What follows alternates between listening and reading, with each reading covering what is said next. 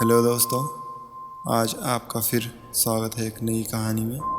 तो चलिए चलते हैं आज की कहानी की ओर, जिसका नाम है शापित बंगला। संतोष एक सरकारी स्कूल का टीचर था। संतोष का अभी अभी तबादला हुआ था देहरादून के एक सरकारी स्कूल में। बतौर टीचर लगभग एक हफ्ते तक संतोष स्कूल के ही एक सरकारी कमरे में ही था। लेकिन संतोष को एक घर की ज़रूरत थी, जहाँ पर वो अपनी बीवी और बच्चे के साथ आराम से रह सके। एक दिन संतोष रोज़ की तरह क्लास में बच्चों को पढ़ा रहा था और पढ़ाते पढ़ाते वो टेबल पर रखा आज का अखबार देखने लगा। अखबार में बहुत सारे किराए के लिए घरों के एडवर्टाइजिंग थे।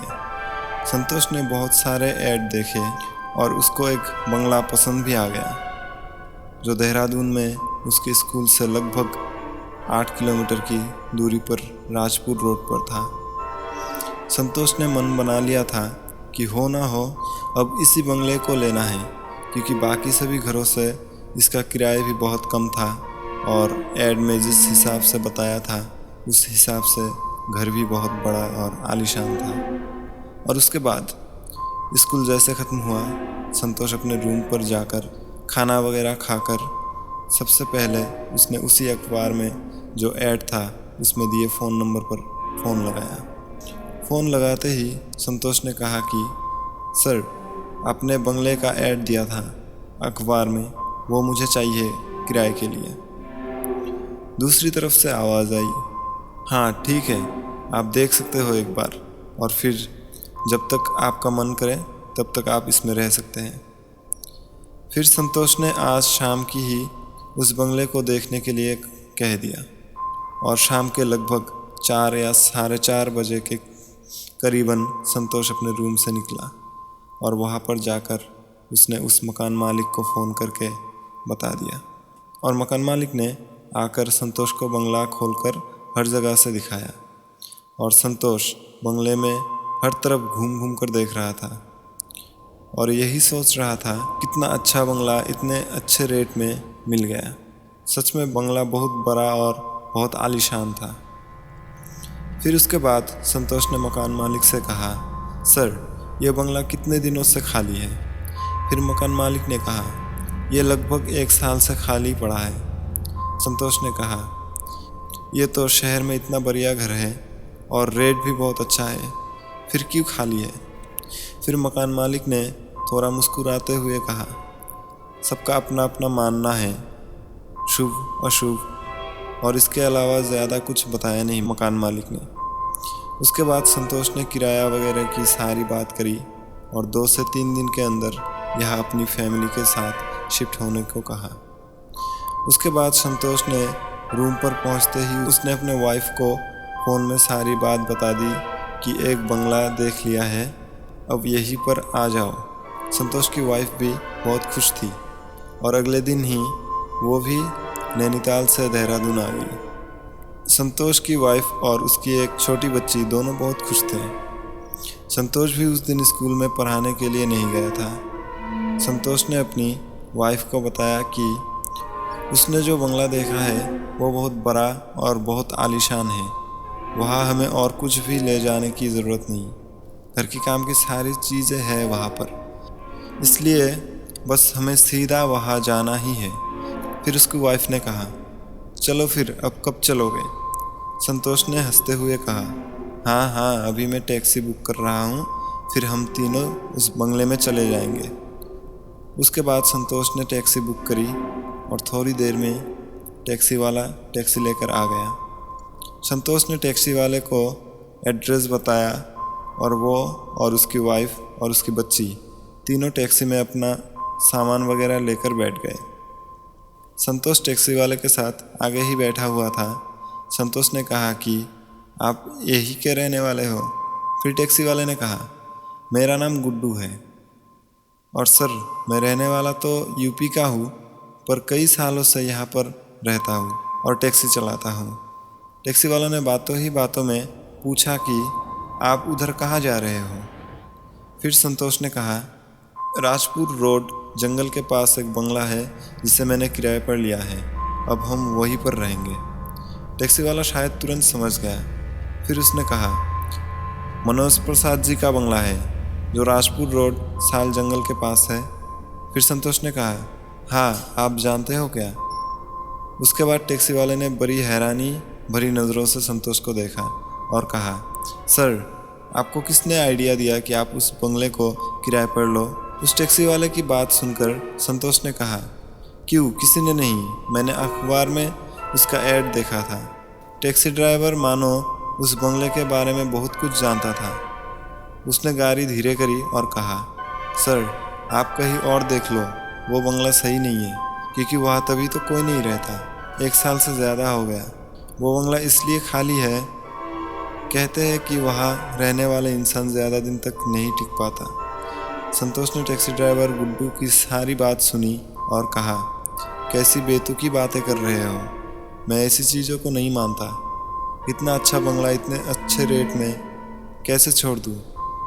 उसके बाद टैक्सी ड्राइवर कुछ बोलने ही जा रहा था कि संतोष ने उसकी बात बीच में ही काट दी और संतोष ने कहा, अब तुम चुप हो जाओ। लेकिन संतोष की बीवी कहने लगी, नहीं भैया, आप बताओ उस बंगले के बारे में, आप तो यही के रहने वाले हो, आप ज़्यादा जानते होंगे।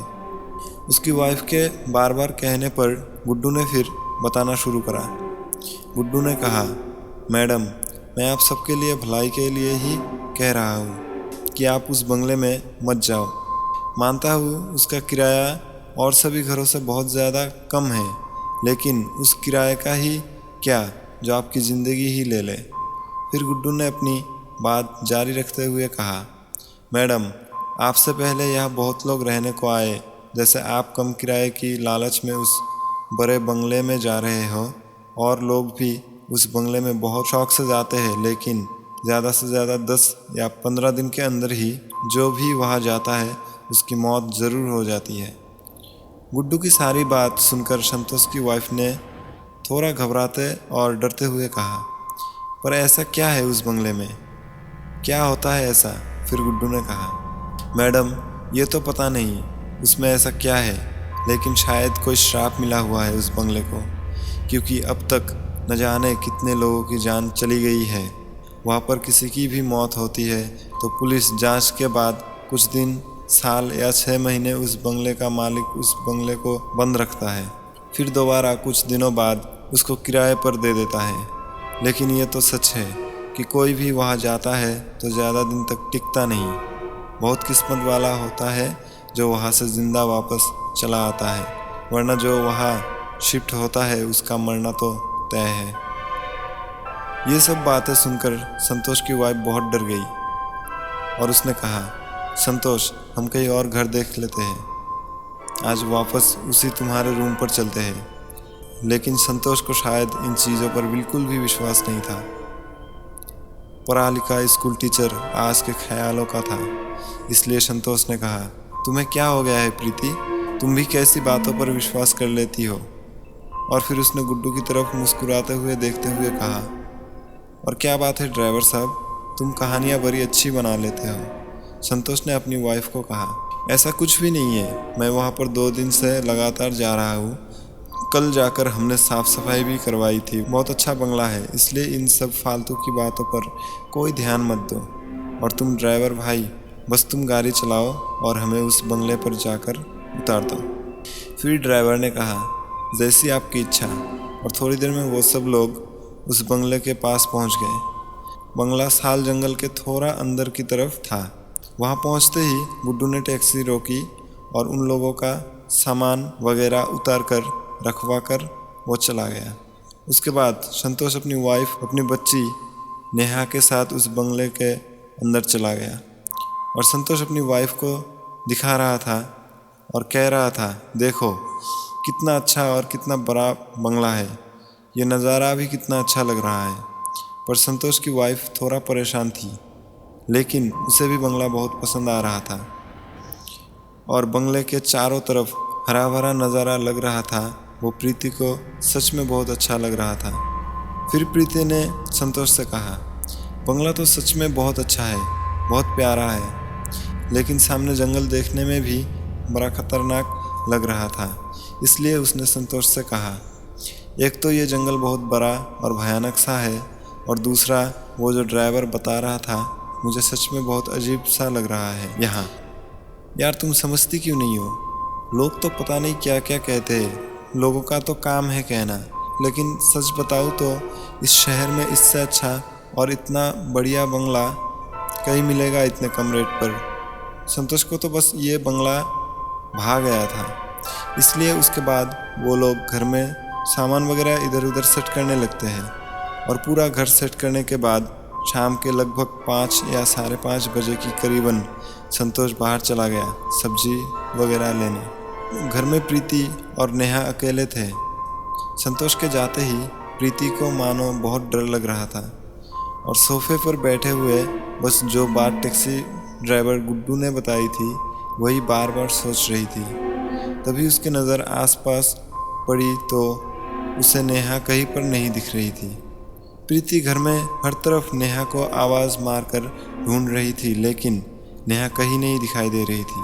प्रीति परेशान हो गई और बंगले में हर तरफ जाकर नेहा को खोज रही थी, और ज़ोर ज़ोर से चिल्ला चिल्ला कर नेहा को आवाज़ मार रही थी, लेकिन शायद नेहा आसपास कहीं थी ही नहीं, तभी तो नेहा को सुनाई नहीं दे रहा था। आवाज़ लगा लगा कर प्रीति थक हार कर एक जगह बैठकर रोने लगी। इसके आगे की कहानी अगले एपिसोड में है।